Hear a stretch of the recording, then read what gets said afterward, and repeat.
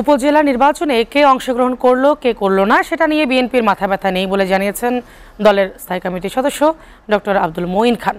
তিনি বলেন, সব নির্বাচনকে দলীয়করণ করছে আওয়ামী লীগ। জাতীয় পার্টি অতীতের মতো এখনও গৃহপালিত বিরোধী দলের দায়িত্বই পালন করছে বলেও দাবি করেন মঈন খান। গুলশানে নিজ বাসভবনে এসব কথা বলেন তিনি। আব্দুল আহাদের প্রতিবেদন।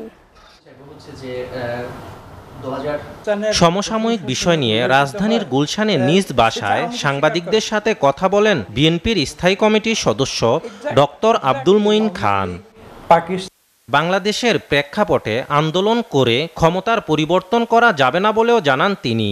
আজকে থেকে মাত্র এক সপ্তাহ আগে তারা স্টেট ডিপার্টমেন্ট একটি প্রতিবেদন দিয়েছে। সেখানে বলা আছে যে বাংলাদেশে আজকে এমন একটি একদলীয় শাসন বিরাজ করছে যেখানে গণতান্ত্রিক নিয়মতান্ত্রিক নির্বাচনের মাধ্যমে জনগণ আন্দোলন করে কোনো পরিবর্তন আনতে পারবে না। আগামী ৮ মে উপজেলা পরিষদ নির্বাচনের বিষয়ে কথা বলেন ডক্টর মঈন খান।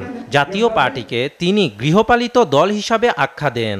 জাতীয় পার্টি কিভাবে সৃষ্টি হয়েছে এটা বাংলাদেশের মানুষ জানে। জাতীয় পার্টি গৃহপালিত বিরোধী দলের ভূমিকা পালন করেছে, এটাও বাংলাদেশের মানুষ জানে। আমি স্পষ্ট ভাষায় বলে দিচ্ছি যে এই উপজেলার নির্বাচনটি আসলে বিএনপির জন্য কোনো ইস্যু নয়। এটাই হচ্ছে বাস্তব কথা। এই নির্বাচনে কি হলো না হলো, কে অংশ নিল না নিল, আমি ব্যক্তিগতভাবে মনে করছি না যে এটা আমাদের বিবেচনার বিষয়। বিএনপির মাঝে পাকিস্তান প্রীতি নেই দাবি করে তিনি বলেন, পাকিস্তানের প্রশংসায় খুশি হয় আওয়ামী লীগ। আওয়ামী লীগ পাকিস্তানের প্রশংসা শুনে উল্লসিত হয়, সেটা আওয়ামী লীগ স্বীকার করে না কেন? আব্দুল আহাদ, এসটিভি, ঢাকা। ওয়ালটন ফ্রিজ কিনে অনেকের মতো আপনিও হয়ে যেতে পারেন মিলেনিয়াল। সেরা পণ্যের সেরা অফার।